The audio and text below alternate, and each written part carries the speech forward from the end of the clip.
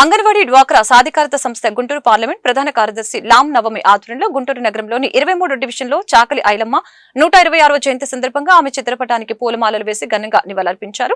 ఈ సందర్భంగా నవమి మాట్లాడారు. బెదిరింపులకి దెబ్బలకి ఆమె భయపడలేదని, లాఠీలకి తూటాలకి కూడా ఆమె లెక్క చేయలేదని తెలియజేశారు.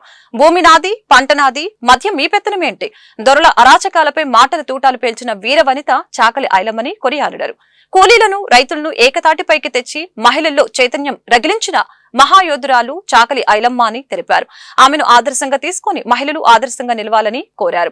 కార్యక్రమంలో కార్యదర్శి పర్వీన్, అధికార ప్రతినిధి లక్ష్మి గురువమ్మ, రాధా, చోటి, షకీల మరియు వివిధ హోదాలలో ఉన్న మహిళా నాయకురాలు పాల్గొన్నారు. చాకలి ఐలమ్మ గారి 126వ సంవత్సరం జన్మదిన వేడుకల సందర్భంగా గుంటూరు పశ్చిమ నియోజకవర్గం 23వ డివిజన్ నుంచి అంగన్వాడీ పార్లమెంట్. నా పేరు నవమి అండి. నవమిలా ప్రధాన కార్యదర్శి మాట్లాడుతున్నాను. చాకలి ఐలమ్మ గారు అంటే ఒక బ్రాండ్.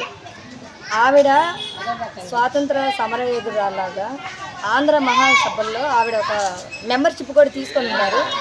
ఆవిడ నిజాం దొరల దగ్గర నుంచి ఆవిడ యుద్ధం చేస్తూనే వచ్చారు. రైతు కూలీలకు కానీ రైతులను కానీ ఒక తాడి మీద నడిపించి ఉన్నారు.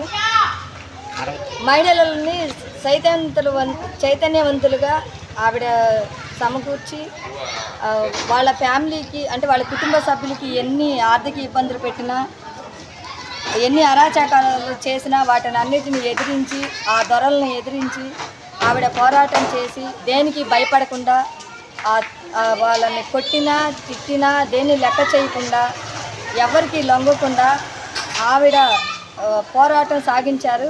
వాళ్ళ మహిళ అయ్యుండి వాళ్ళ కుటుంబ సభ్యుల్ని వేధించడం జరిగింది, వాళ్ళ ఆస్తులను నష్టపరచడం జరిగింది. దేన్ని కూడా లెక్క చేయకుండా ముందుకు అడుగువేయడం జరిగింది. చాకలి ఐలమ్మ గారు చేసిన ప్రయత్నం వల్ల కూలీలకి ఒక 10